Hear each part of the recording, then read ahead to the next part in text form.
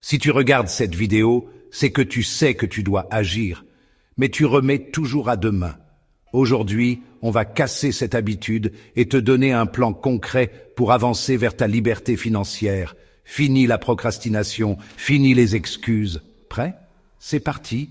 Bienvenue sur ma chaîne. Ici, nous parlons d'entrepreneuriat et de motivation. Si ces thèmes t'intéressent, alors abonne-toi et laisse un like, ça m'aidera avec YouTube. Merci. On va commencer direct avec l'éléphant dans la pièce. La peur de l'échec. On l'a tous, c'est normal. Mais le problème, c'est qu'elle nous paralyse. On se dit, et si j'investis mal? Et si je perds tout mon argent? Du coup, on préfère ne rien faire et rester dans notre zone de confort.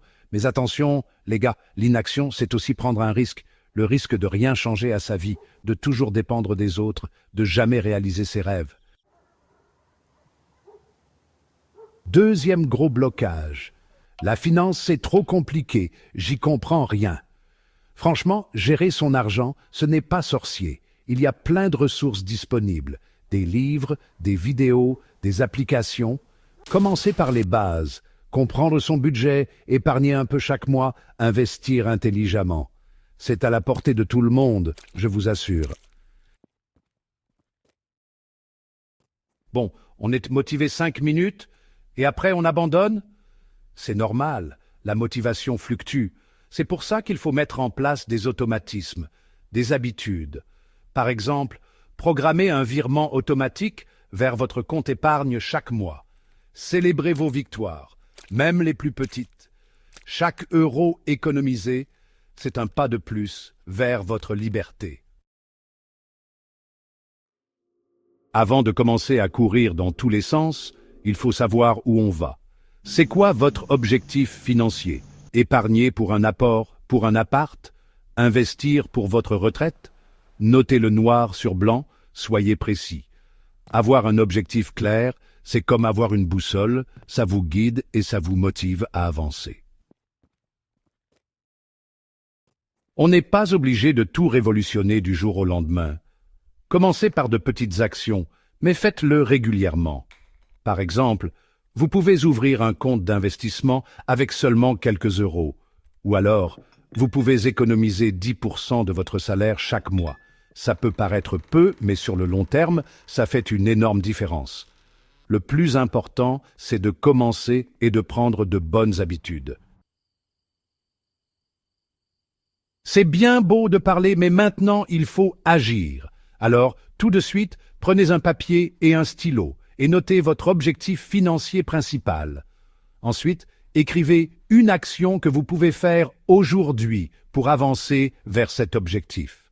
Ça peut être n'importe quoi, même tout petit. Ouvrir une application de budget, appeler votre banque, lire un article sur l'investissement. Allez-y, foncez. Maintenant, on va ancrer ces changements dans le temps. Choisissez une nouvelle habitude financière que vous allez mettre en place cette semaine. Par exemple, préparez vos repas à la maison au lieu de commander, négociez vos contrats d'assurance, mettre en place un système de cashback. À la fin du mois, prenez le temps d'analyser vos progrès. Est-ce que vous avez atteint vos objectifs? Est-ce que vous avez réussi à mettre en place vos nouvelles habitudes? Si oui, félicitations, vous êtes sur la bonne voie. Sinon, pas de panique, c'est normal. Le plus important, c'est d'identifier les points à améliorer et d'ajuster votre plan en conséquence. On lâche rien.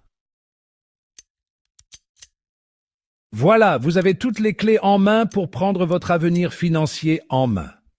N'oubliez jamais, le moment parfait n'existe pas. Ce qui compte, c'est de commencer.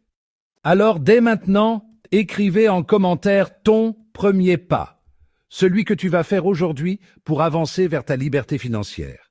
Abonne-toi et laisse un like. Ça me motive à fond pour vous créer encore plus de contenu de fou. Ciao!